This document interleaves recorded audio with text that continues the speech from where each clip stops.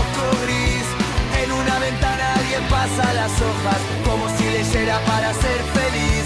Un gato vigila desde el borde del mundo, bigotes de tinta, pupilas de rock and roll. Sabe que la noche no traiciona a los que aprenden a mirar sin hablar. Las historias nos enseñan a levantar, y entre tanto ruido alguien vuelve a soñar. Un gato leyendo en la noche sobre un lomo gastado de tiempo fugaz. No busca respuestas ni finales felices, lee para entender por qué le anhela voz. Un gato leyendo mientras todo se va, queda una página viva que no se deja cerrar. Se termina la jornada laboral. Hoy se alinearon los planetas, terminaste todo el laburo a tiempo y estás lista para salir. Ya podés saborear esos mates que te esperan en tu casa. Lo que también te espera es esa tormenta que no te avisó y te vas a mojar hasta las medias. Pero no te preocupes, ya comienza Un Gato Leyendo. Un gato leyendo, testigo y ladrón de historias pequeñas que cambian la voz.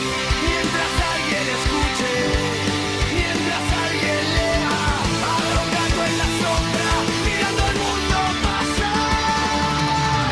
Cuando apaguen la radio, cuando cierre el telón, queda un gato leyendo, y eso alcanza por hoy.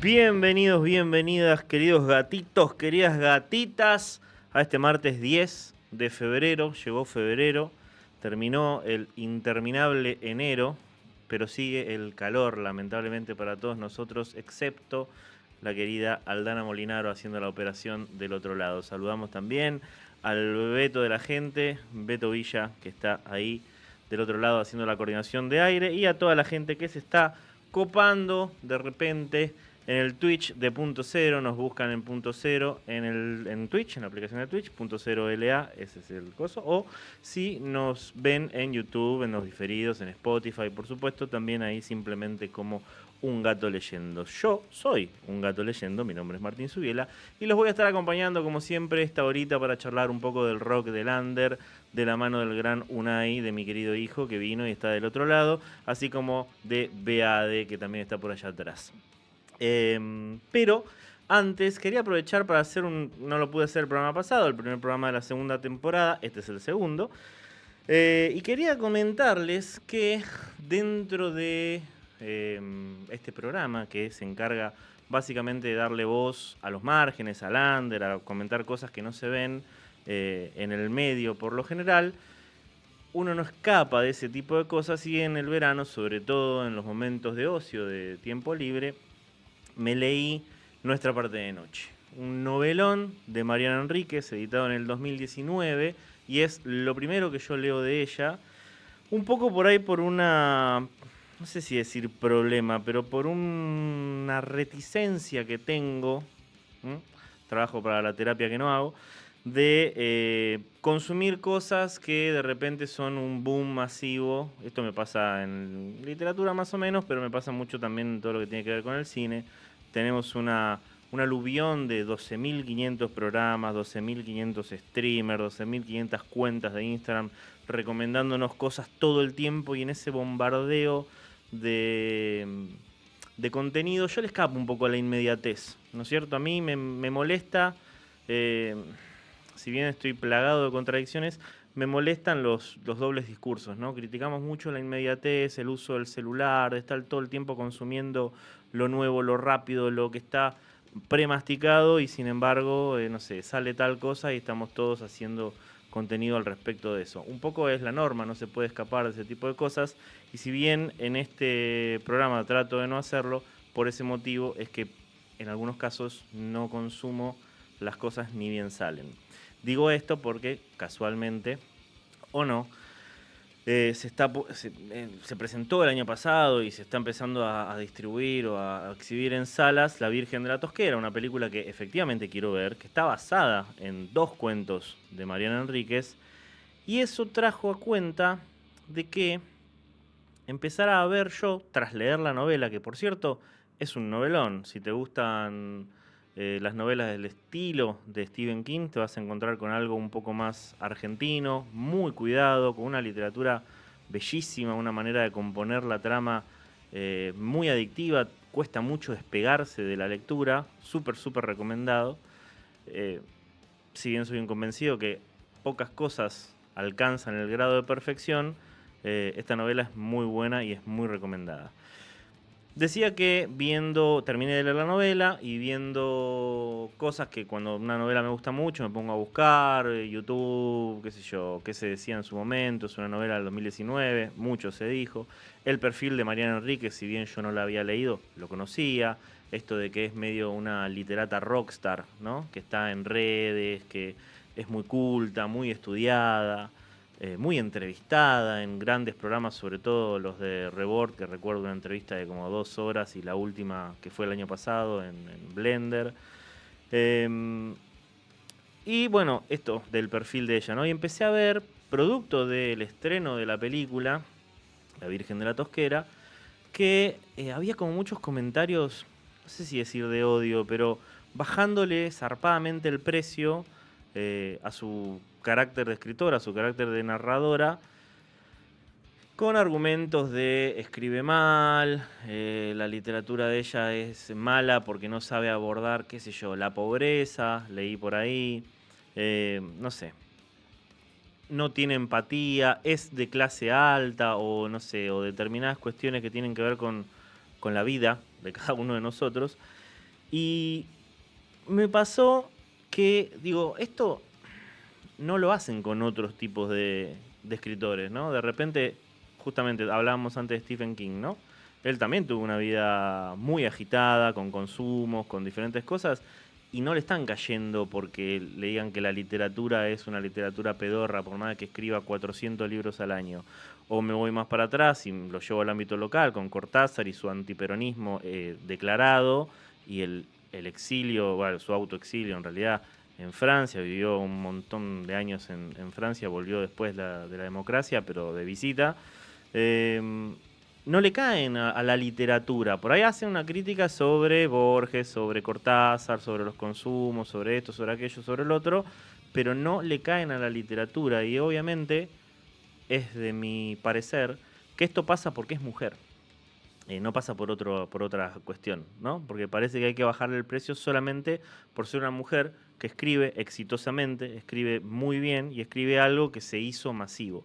Y el paso ese justamente de la masividad es algo que también nos genera a todos nosotros que, no sé, estamos acostumbrados a buscar esa cosita independiente, esa cosita del under. Cuando algo la pega, ya la empezamos a mirar de reojo, ¿no? Eso un poco nos pasa a todos. En esa vorágine me encuentro con, lo el algoritmo me tira, en realidad, un posteo de un escritor que yo sigo y que hace poco compré uno de sus libros. De aquí a que lo pueda reseñar o traerlo, me gustaría hablar con él. Va a pasar un tiempo porque es un libraco grandote de cuentos. El escritor se llama Facundo del Acqua y subió un posteo que me apareció justamente cuando yo estaba en esa movida, que quería leerles para no andar parafraseándolo, ¿no? El posteo se llama En defensa de Mariano Enríquez. Dice: ayer vi La Virgen de la Tosquera, la película de Laura Casabé, que adapta 2 cuentos de la escritora argentina Mariana Enríquez. La función estaba llena y gran parte del porcentaje de asistentes eran mujeres de todas las edades que claramente estaban ahí por la obra original. No, debería ser más específico. Claramente estaban ahí por el aura de la escritora. Teniendo en cuenta que enero fue el peor mes para el cine argentino en más de 30 años, y esto es así, lo pueden chequear incluso en un podcast de la casa, clase B iba a decir, Sucesos Argentinos, que en el último episodio hablaron un poco también de esto, y de las declaraciones de Pirovano, el presidente el Inca. Decía, la idea de una película de género no es precisamente terror, a mi entender, pero tiene sus cosas fuertes, que encima es una producción argentina y además está basada en la obra de una autora nacional, debería ser motivo de orgullo. Pero hay una discusión en redes sobre que Mariana Enríquez esto o Mariana Enríquez el otro, que es parte de un mismo fenómeno, cuando un autor de género rompe el hielo del mainstream. Mariana Enríquez es una rockstar, le guste o sea a su pesar, la gente paga por escucharla hablar. Se volvió un objeto de consumo o de idolatría. Es motivo de adoración, o lo era, al menos en gran parte, hasta que una parte de Internet decidió que estaba sobrevalorada o que tenía una mirada de señora Concheta o qué sé yo qué mierda. Uno puede inventarse excusas para que aquello que le caiga mal se vuelva objetivamente algo malo y andar predicándolo a los cuatro vientos. También podría ir cerrando el hortito y dejar disfrutar, pero bueno, acá estamos. Estas cosas, el ascenso de un artista hasta una suerte de paraíso intachable y de adoración infinita, siempre termina en una caída igual de fuerte hacia el ostracismo o la condena de muchos de los que ayer dijeron que era todo lo que está bien.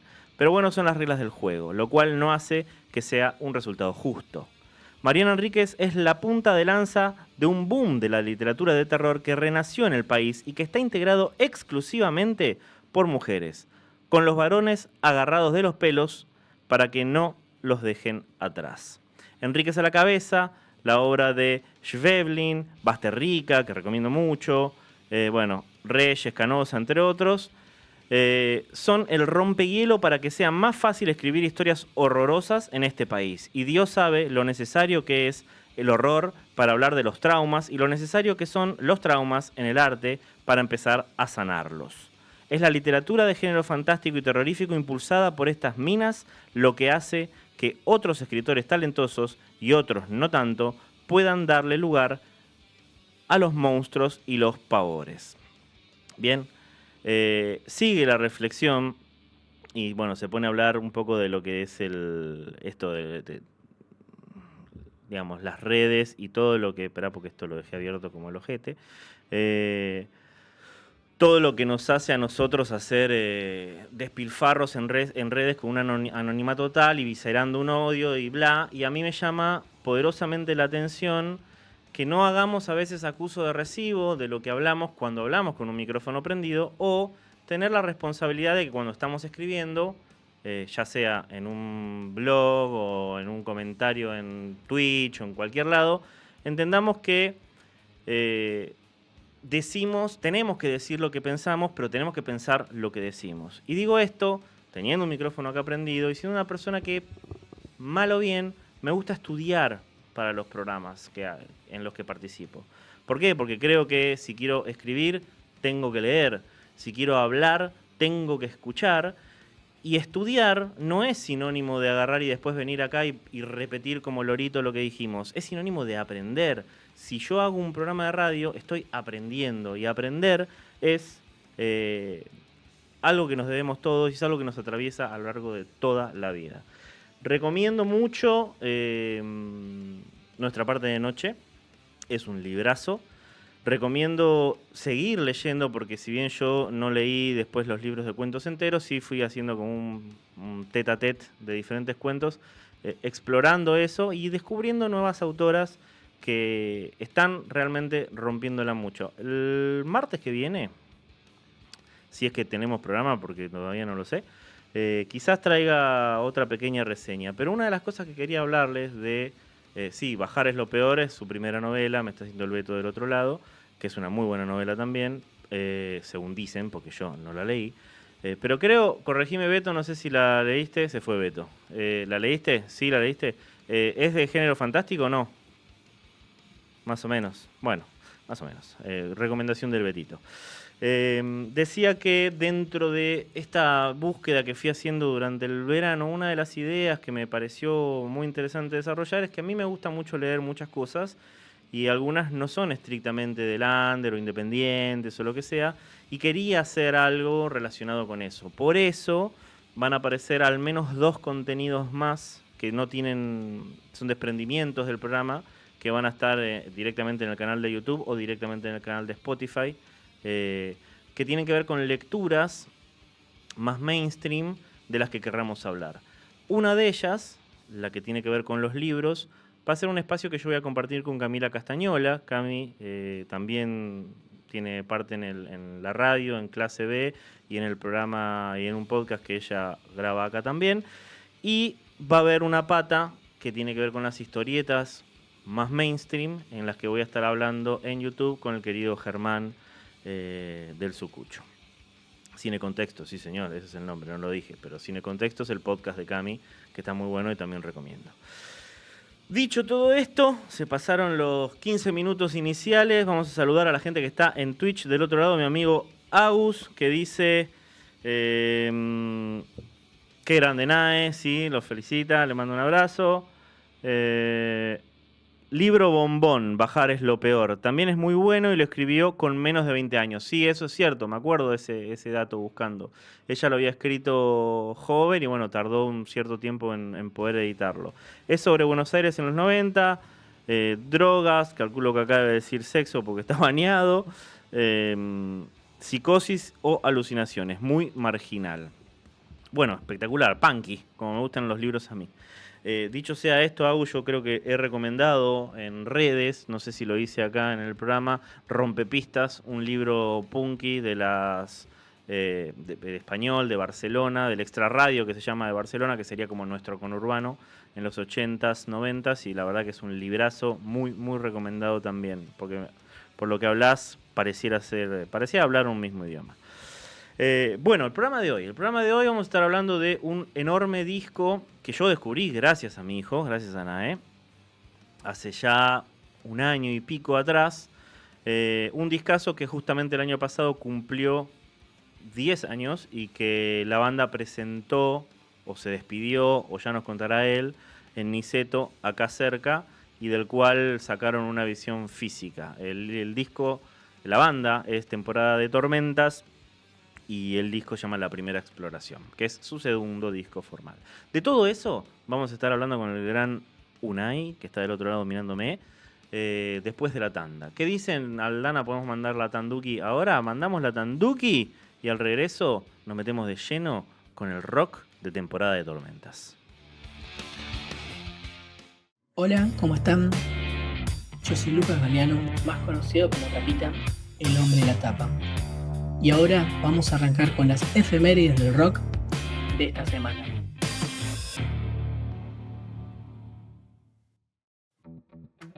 Empezamos con un 10 de febrero, un día como hoy, pero de 1962, fecha en la que nace Cliff Burton, primer bajista de Metallica.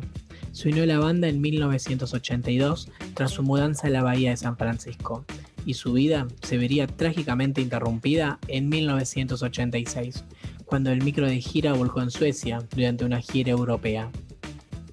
Pasamos al 11 de febrero de 1963, día en el que los Beatles graban en una sola jornada 10 canciones que formarían parte de su disco debut Please Please Me, uno de los discos iniciales más importantes de la historia del rock. Otro 11 de febrero, pero de 1967, nace Tedé Iglesias, bajista de La Renga, quien estará cumpliendo 59 años. También, un 11 de febrero, pero de 2012, muere la cantante Whitney Houston, encontrada sin vida en la suite 434 del Hotel Beverly Hilton. Retrocedemos al 12 de febrero de 1939, fecha en la que nace Ray Manzarek, tecladista de The Doors, quien conocería a Jim Morrison en la UCLA. Juntos formarían una de las bandas más influyentes de la historia del rock. El 13 de febrero de 1970 sale el primer disco de Black Sabbath, considerado uno de los trabajos fundacionales en su género. Su lanzamiento se realizaría simbólicamente un viernes 13. Pasamos al 15 de febrero de 1973. Nace Luciano Scaglione, bajista de Ataque 77, quien estará cumpliendo 53 años. El 16 de febrero de 2004 se publica El cantante de Andrés Calamaro, un disco que incluye versiones de clásicos como Volver, El Arriero, Alfonsina del Mar y temas icónicos suyos como Estadio Azteca. Y por último, el 17 de febrero de 1975, John Lennon publica Rock and Roll, el anteúltimo disco editado en vida antes de su asesinato. Estas fueron las efemérides de la semana. Soy Lucas Galeano, Tapita, el hombre de la tapa, y nos encontraremos la próxima para seguir repasando la historia del rock a través de las efemérides de la semana.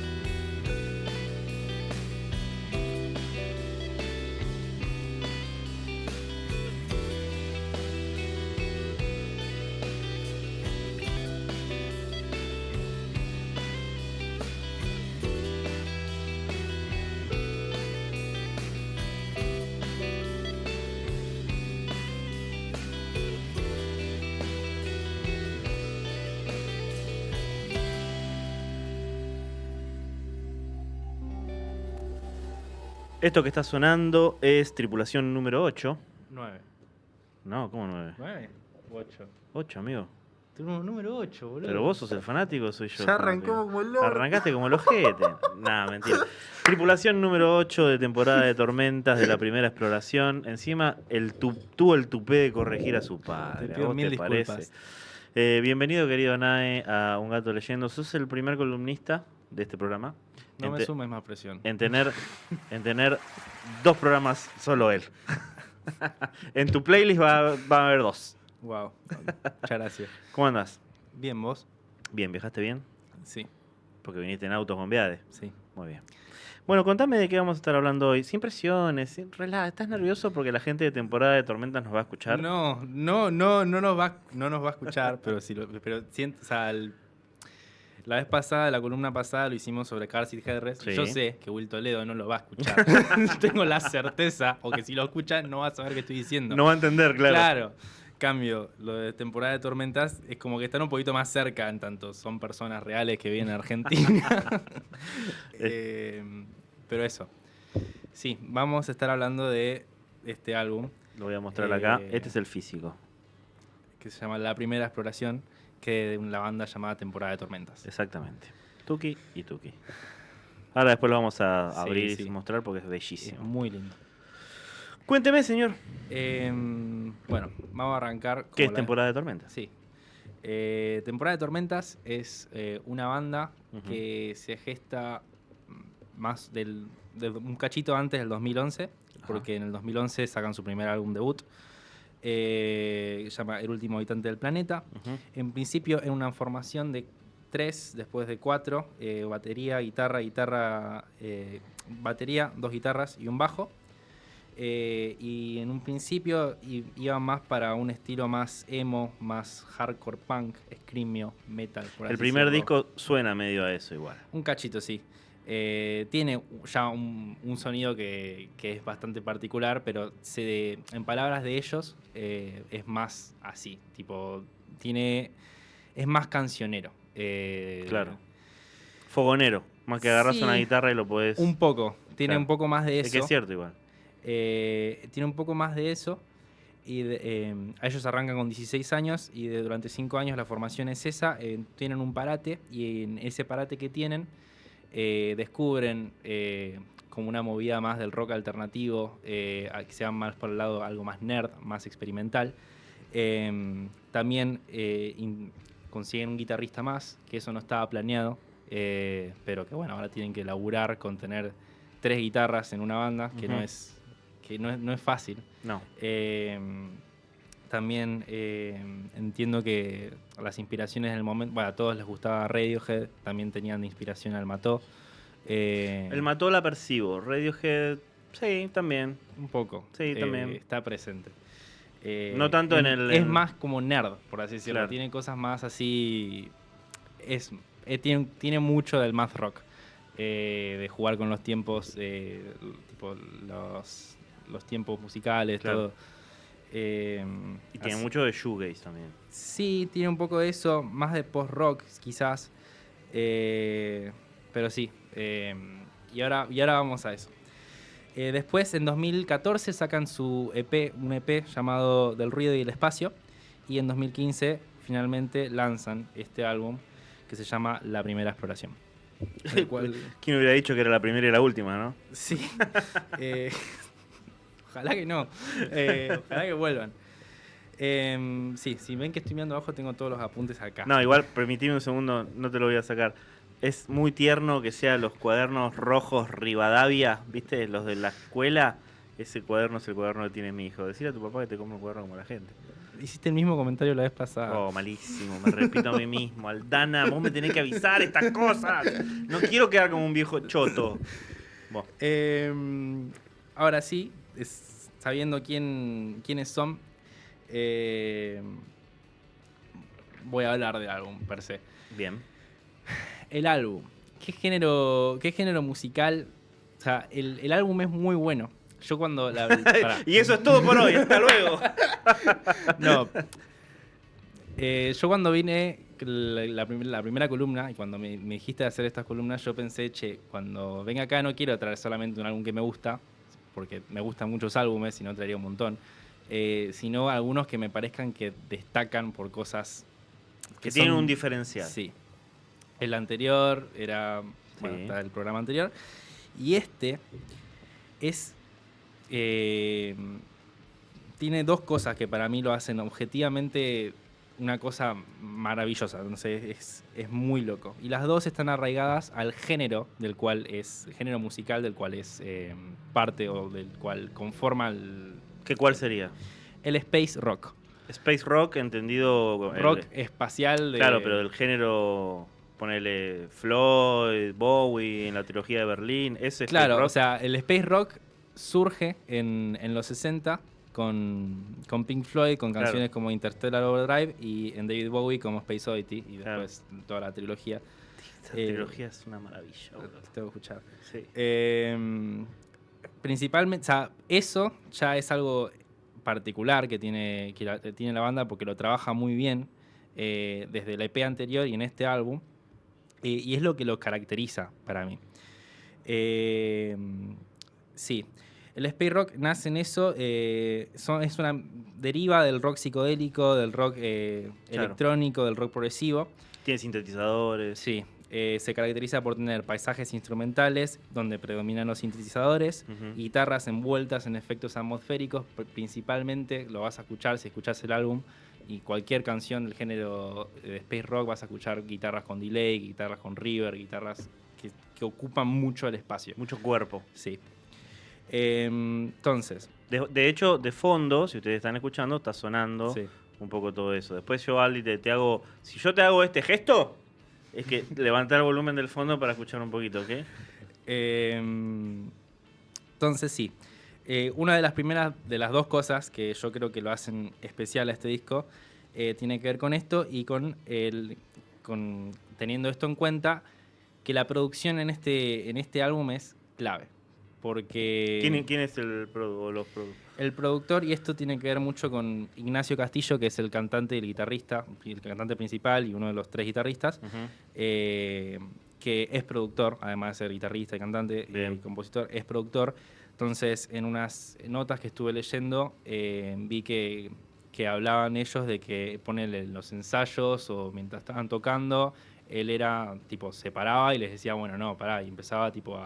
Qué jodido, ¿no? O sea, Sí. si en algún momento me toca preguntarle o poder hablar con ellos, que me encantaría, obviamente, una de las preguntas podría ser cómo es convivir con eso. Me imagino en un estudio de grabación que tu compañero con el que tocás desde que tenés 16 años, ahora tienen, qué sé yo, 24, te diga, no, eso tenés que hacer.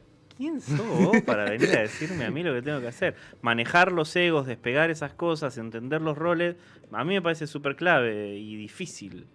Puede ser, sí, además son bastantes, o sea, son más integrantes de lo que suelen ser en una Claro, banda. y más Eh, integrantes tocando el mismo instrumento. Sí, además. sí. Pero bueno, nada, eso, se tenía mucho de ajustar el sonido en los ensayos y después definir también, al ser tres guitarras, definir, bueno, quién va a tocar qué en cada momento. Es Claro. muy lindo sentarse a escuchar el álbum. Posta que sí, es una experiencia. Eh, Es una experiencia a la antigua, además, porque te invita. Los tracks no están debidamente separados, Claro. o sea, es como una composición en donde vos en algunos momentos de repente no te diste cuenta si ya pasaste o no de track, Sí, y empieza sí. a cambiar la música. Sí. Algo que te puede pasar, qué sé yo, salvando las distancias de género con Jethro Tull, no tanto con Pink Floyd, que tiene más una marca, capaz los primeros discos, Sí. pero es una experiencia poner el disco, empezar a detectar esas cosas, disfrutarlo. Sí.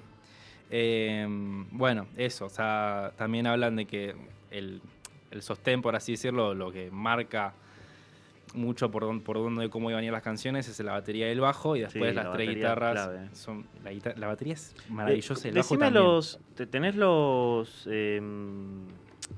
integrantes? Sí, los nombres los tres primeros es Luis Zunino en la batería, Puri Fernando Vega Rodríguez en la guitarra, Ignacio Castillo en la guitarra y la voz. Después se le suma Juli Limia, Claro. que entiendo, por lo que leí, es una de las integrantes Fin del de la Mundo. Fin del Mundo. Sí, señor. Y por lo que contaron... es Pasamos como- Fin del Mundo acá. Sí. Bandaza también, loco. También. Contaron que tipo se encontraron después de una fecha hardcore tipo así. ¿Tipo espectadores o Sí, sí, sí. habiendo tocado? Ellos espectadores y dijeron de tocar y tocaron al día siguiente. Y tipo ahí se quedó, se formó la primera banda que era así más hardcore, más punk, Claro. se formó así. Y después se mete Klaus Hesse.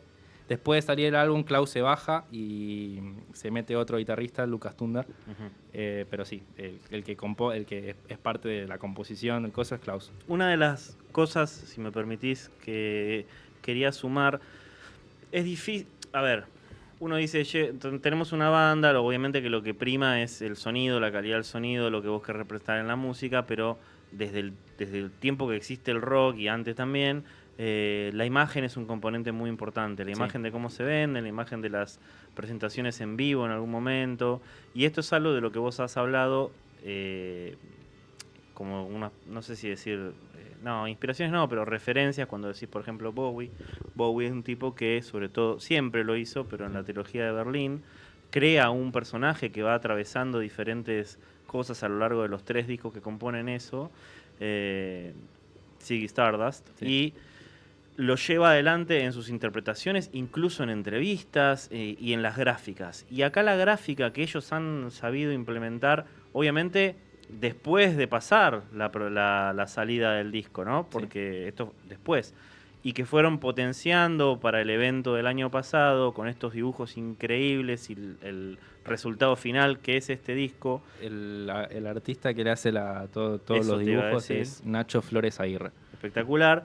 Quiero que se den una idea. Ali, te pido la cámara porque esto lo tengo que abrir. Es como los flipback viejos. Ven que se abre Tuki. Pero en que sigue. Esto para mi amigo Sleepy, que no lo quiso abrir, muy careta. Y mira qué es esto. Mira qué es esto. Esto lo una quiero en locura. vinilo, amigo, también. Lo quiero en vinilo. Y del otro lado sí tiene más fotos y demás. Esto es una maravilla que salga en el under, en una época en la que no prima hacer arte objeto. Hasta el CD tiene. Este es el CD.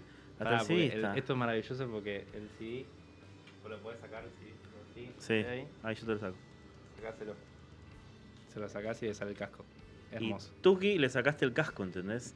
No, es una cosa súper pensada, muy raro de encontrar en el mainstream. Imagínate en el under, este nivel de amor por lo que están haciendo. Para una banda que en definitiva, si bien no sé si técnicamente están o no disueltos, pero se juntaban para un evento, yo le digo evento canónico, ¿viste? El canónico del fandom del under. Pero que terminó siendo un poco así. Sí. O sea, ellos estuvieron activos durante todo los 2010. No me acuerdo cuándo es que dejan de tocar, pero sí, o sea, yo lo descubro recién en 2020, yo soy joven. Claro. Y no es que dejan de tocar porque se hayan peleado, es No, porque cada no, uno no. estaba en proyectos separados. Entiendo que la razón por la que dejaron de tocar, o el detonante, como lo explican en una de las notas, es tipo un mes que tocaban tipo 8 veces en el mismo mes, y algunos eran padres, todo, tipo, o tenían otros proyectos, otras cosas que hacer, y como, bueno, no lo podemos sostener. Los habían invitado y de hecho tocaron, creo que en el exterior también, tipo... En un patio. No. Es el exterior. en otros lados de Sudamérica, creo. No sé si tocaron no quiero decir algún país en el que no hayan Bueno, tocado, en otro pero sí. país. Que es re loco. Después del disco, sobre todo el recibimiento que tuvo en el momento fue muy positivo. Iba a cerrar lo de la producción, que bueno, lo que hace que sea así de lindo de escuchar el disco es que tiene un detallismo muy meticuloso en todo lo que hacen. La producción, además de hacerlo del disco en particular, además de hacerlo con Ignacio Castillo, es con Guillermo Beresñac, que es un cantante, productor y compositor, que estuvo en otros proyectos, es de renombre. Es todo de zona oeste, Sí. son todos oriundos de zona oeste. De hecho, en el recital al final pusieron tipo el género space rock y arriba le pusieron Aedo. Como, Claro. Viste que a veces identifican los géneros por dónde son de la zona. Sí, Bueno, sí. Aedo, space rock, me pareció fascinante. Y después lo otro tiene que ver con el género del space. El space rock, si bien tiene un sonido en particular, es un género así que depende mucho de el apartado visual o del apartado poético, si se Claro. quiere, de la música. porque tiene que tener, para que sea espacial, una relación conceptual con la ciencia ficción, con el espacio. Claro. Entonces, el trabajo está reflejado en el arte, en todo el apartado visual, en lo que podés ver, en el concepto de la exploración.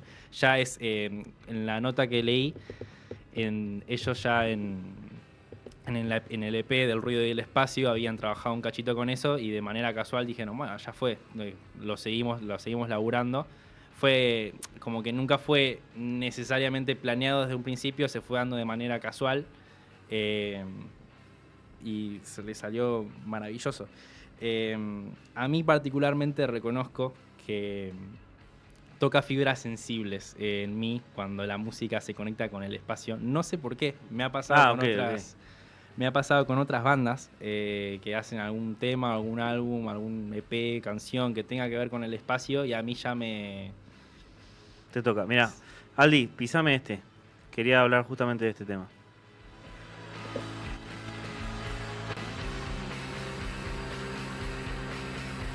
Este es. Sí. Esto que estamos escuchando ahora Fuerza de gravedad disminuida. es fuerza de gravedad disminuida. Este tema yo te dije, che, ¿no hay cosas de Los Redondos en este tema? Y si piensan en Los Redondos de Luzbelito y para atrás, no. Pero piensen en Momo Sampler para adelante, Último Bondi. Hay algunas cosas ahí que te suenan a eso, que te remiten un poco a eso también. Sí. Es algo, me parece que es algo específico, no sé si es el sonido, En pero las bajadas sí, de poner cuando las explotan los graves, los ¿viste? intervalos así bien graves, Sí. todos medio agresivos, sí, lo reconocí, te dije, puede ser. No quiero decir que copien, no tiene nada que ver, pero sí es lindo lo vi. reconocer esas cosas a veces. Sí, ¿ves? Ahí Sí. Tiene una onda. Bueno, el trabajo artístico para mí es muy importante y Sí. después el trabajo conceptual, que es muy simple. No es muy simple, no estoy diciendo que sea... Fácil. Pero no es como que está todo el tiempo en tu cara poniéndote cosas del espacio. No, Claro. es como las letras son más bien sugirientes. De hecho, también viene acá sugirientes del espacio. O de que como que hubo una especie de crisis o que el planeta medio una distopía. No sabes bien. La historia es como que te la deja para que vos la creas o la pienses o lo que tengas ganas de Ven, pensar. yo te lo saco porque se Sí, está no estoy complicando. pudiendo. Y después, no sé si es a propósito o no, acá tenés en conjunto el disco, viene un papelito que tiene todas las letras, que son estas todas las letras que tiene... Para el otro lado. Estas son todas las letras... que No, tiene- vení, no está saliendo el micrófono, vení, yo lo pongo. Ahí, hablarle al micrófono. Estas son todas las letras que tiene el álbum. Son 10 canciones y eso es todo lo que dicen en las 10 canciones. O sea, es una letra pisada abajo de la otra. No tiene una relación específica, hablan de una especie de fiesta de despedida, como que le están hablando a alguien que se quedó en el espacio, será el tripulante. Las canciones tienen nombre así, tripulación número 8, hablan de una despedida de una gran tormenta. No sé, es todo un concepto, es como todo un... Sí, porque además, bueno, igual esto, perdón que vuelva a Bowie, pero me recuerda mucho a eso. Las canciones, bueno, las de Bowie tienen mucho más lyrics, ¿no? Porque Sí. también de la época, pero no siempre hablan del espacio, qué sé yo. Acá pasa un poco lo mismo. Sí. Querido amigo, no te pierdas, entre puentes y ciudades y no sé qué. Pueden estar hablando de otras cosas y el concepto sostenerse. Sí, es hermoso. Después, otra, y para cerrar, porque entendiendo que ellos dicen que pasaron de hacer algo más cancionero a algo menos cancionero, aún así, habiendo vivido el recital y habiendo escuchado el disco, no sé si es algo que a mí también le suma a todo lo emocional que ya de por sí genera en mí la temática del espacio. Es que muchas de las canciones las cantan tipo a coro. Claro, Son más sí. de un flaco. Y es algo que se va a más- repetir después en otros proyectos de ellos aparte. Sí. En Fin del Mundo pasa también eso. Hay una canción que Vivimos lejos de Fin del Mundo que suena muy a Temporada de Tormentas y también es una canción en la que cantan las 4. Y no sé, para mí, yo elijo creer que fue un guiño. Puede ser, ¿por qué no? Pero es hermoso. A mí eso también. Yo creo que las canciones sí son menos cancioneras, en tanto en gran parte son instrumentales. Es muy difícil cantar una canción instrumental. Aún hay riffs, podés cantar los riffs. Sí. No sé no si son siempre, riffs, pero... son más riffs tipo The Edge estos, ¿viste? Más chiqui. Sí. Pero el factor coro hace que cuando haya un momento en el que tenés que cantar, no sabés lo que es se escuchar nota, a todos. Me imagino que se nota épico, además. Porque además, como también son pocas las lyrics, uno guarda ese momento de compartir con el artista. ¿no? Como que internamente, es como viene un estribillo de una canción que te gusta mucho, jijiji, ponele, ¿viste? Vos estás haciendo el pogo y cuando va a arrancar el tananana, vos lo sentís en el cuerpo. Y acá me imagino que debe pasar eso, por ejemplo, en la despedida con el querido. Sí, no. Fue... Bueno, contame de ese... Yo decía el año pasado que hemos pasado canciones de temporada, también hemos pasado canciones de Fin del Mundo, por supuesto, porque son dos bandas que me compartiste vos y que a mí me gustaron muchísimo. Que parecía que todo el under entero se estaba uniendo para ese momento. Y dentro de lo que es el espectro del under que trabaja esos géneros, ¿no? Porque under es muy amplio, Sí. Parecía que todos estaban esperando ese momento. Y fue, creo que por octubre, más o menos. Y fue como el evento... Septiembre, cuando... Claro, que marcó el año, Sí. para mí, del under, por ejemplo, por lo menos. No sé, yo no puedo hablar por el under. Puedo hablar por mí. Ujú. Puedo hablar por mi círculo. Yo con una de las bandas cuando debutamos hicimos un cover de Temporada de Tormentas porque Sí, a nosotros sonaba muy bien, suena muy Bueno, bien. a nosotros nos... Escuchen. Creo que me lo mostró a mí Krause, compañero de banda, y me fascinó. Y esto, yo creo que sin duda puede ser de los mejores álbumes del 2000 en adelante de Argentina. Yo lo pongo ahí. Toma, sentencias. Me gusta la gente que toma partido por las cosas.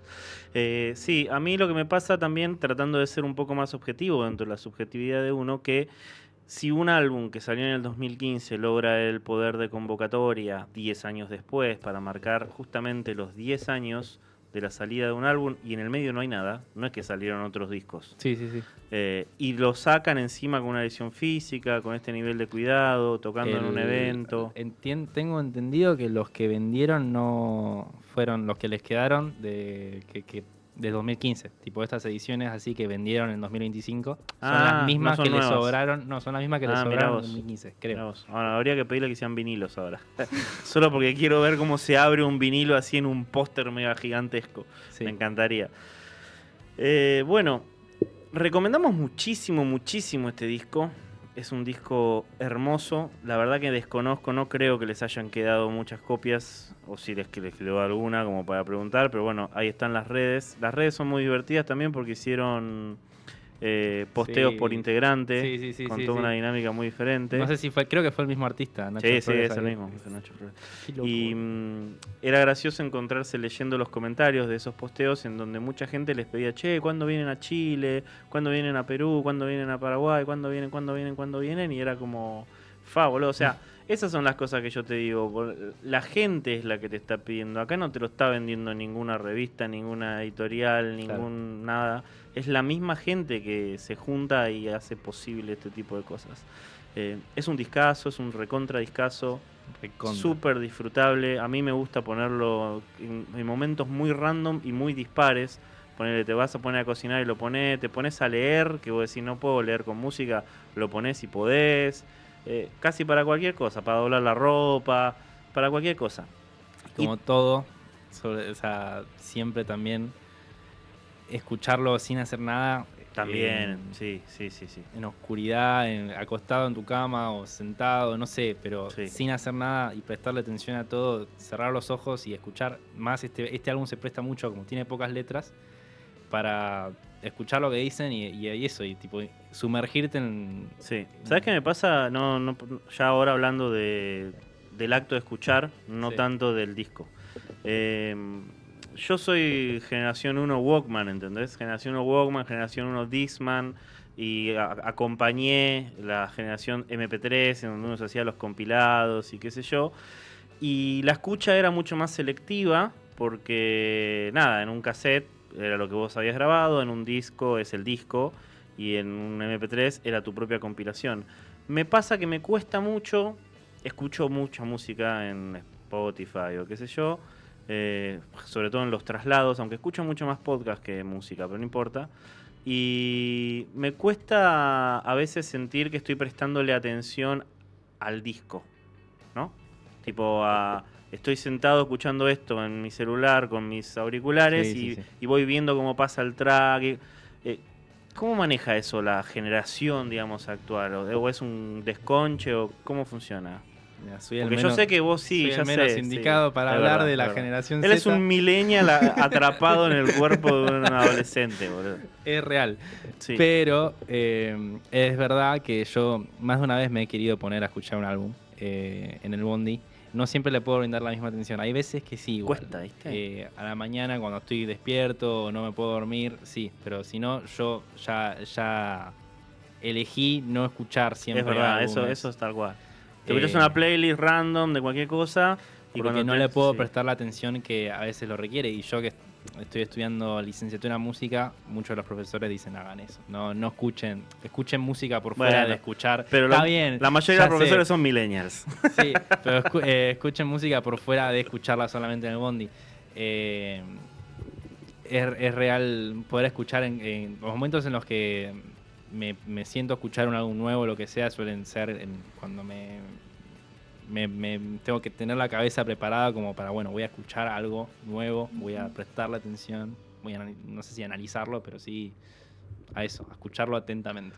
Bueno, espectacular. La columna salió impecable. Estabas nervioso. Ojalá escuche Temporada de Tormentas este programa y nos diga, che, boludo, el pibe la rompió. Hay que pasárselo. Después se lo pasamos. Basta, me faltó Yo se lo voy a mencionar pasar. lo último que, si tenemos tiempo todavía, Sí, un cachito. es algo cortito nada más, que algo también de lo que fue clave fue Fuego Amigo Discos, que es el sello discográfico que hizo todo. Tengo acá en el disco, creo que lo dice en la parte de los Agradecimientos por atrás. no, sí. que los que hacen todo lo físico fueron los de Fuego Amigo. Ujú. Y también cuando los que los invitaron a tocar en un principio, tipo ellos tocaban y no tenían tanta convocatoria como si tuvieron cuando arrancaron a armar fechas, que Con Fuego Fuego Amigo. Hablando de Fuego Amigo. Mi Amigo Invencible es otra de las bandas. Ahí creo que tuvieron colaboraciones con algunos integrantes de Mi Amigo Invencible, que creo que siguen activos a día de hoy. Nada, eso. Mencionar que también tuvieron un rol importante en Sí. que Temporada de Tormentas existiera. Acá en Twitch, Marco Dorado. Dice Unai is problematic medias por cómo arrancaste. Ahí va. Y que sos Milenai. Ahí va. Ese es un gran nick.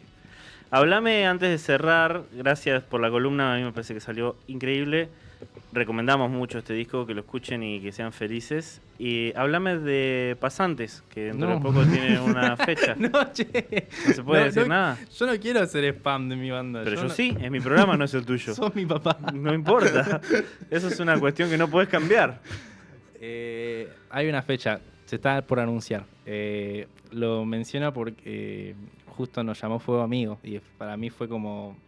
Todo, porque no me- estaba planificado, ¿eh? No, nos llamó Fuego Amigo. Nos escribió Fer de Fuego Amigo y nos dijo si estábamos para tocar una banda, estábamos a tocar una fecha. Me pongo nervioso y no sé qué digo. Es tu banda, boludo. Ya, pero no quiero estar haciendo Bueno, esto. bueno, 27 bueno. de febrero. Nada. Muy bien. Guárdense la fecha. Si tienen Guarden- ganas de ver a guarden Pasantes, tweet. a Anabel G y a Pomelo Mad. Muy bien. Bueno, agradecemos a todos los que nos hicieron el aguante, por supuesto, en el vivo, en nuestra casa que es Punto Cero, en este Gato Leyendo Number 2 de la segunda temporada. Les recomendamos, vayan, escuchen este disco, les recomendamos que sigan a Pasantes, que sigan a Temporada de Tormentas, todos los arrobas están por ahí desparramados y nos vamos a ir escuchando Bueno, agradezco por supuesto a Aldana Molinaro que está del otro lado, a Beto coordinando, a Beade que es público ilustre hoy y a Nahuel Isela que acaba de llegar para su programa a continuación. No, a continuación, La Cantera Deportiva. También agradezco a Diego González, el CEO, el director creativo, el director general, el creador, el dueño de todas nuestras almas acá en Punto Cero. Le mando un abrazo grande. Nos vamos a ir escuchando 2 temas que están pegados, porque los pegué yo, de Temporada de Tormentas. Y tiene un lindo gancho para nosotros los viejos, porque van a escuchar, si se quedan hasta el final, la voz del querido Carl Sagan en su versión doblada en español, pero vale la pena, ¿eh? Si vieron Cosmos, aquella mítica serie vieja, van a reconocer parte de esto. Los dejo, será hasta el martes que viene o no lo sabemos, pero disfruten. Chao.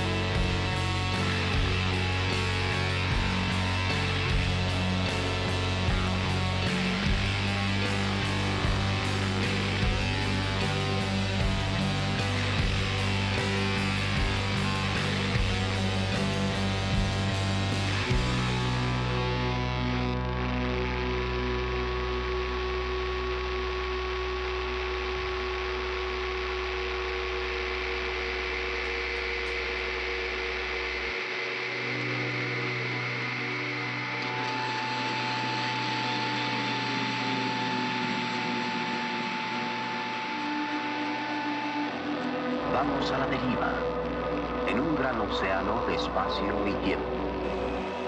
El Sol mismo viaja por el centro de la galaxia de la Vía Láctea. Nuestra galaxia se mueve entre las otras galaxias. Siempre hemos sido viajeros espaciales. Las raíces del presente yacen enterradas en el pasado. Somos también viajeros en el tiempo. Ahora estamos pensando en auténticos viajes en el tiempo y verdaderos viajes a los lejanos astros. Durante la mayor parte del viaje, la velocidad estaría muy cerca a la de la luz y el tiempo se retrasaría enormemente. Cuando regresáramos, desde luego habría muy pocos amigos para recibirnos. Pero si antes no nos destruimos, es posible que algún día, aunque lejano, nos aventuremos a las estrellas. Cuando nuestro sistema solar esté totalmente explorado, los planetas de otras estrellas nos llamarán.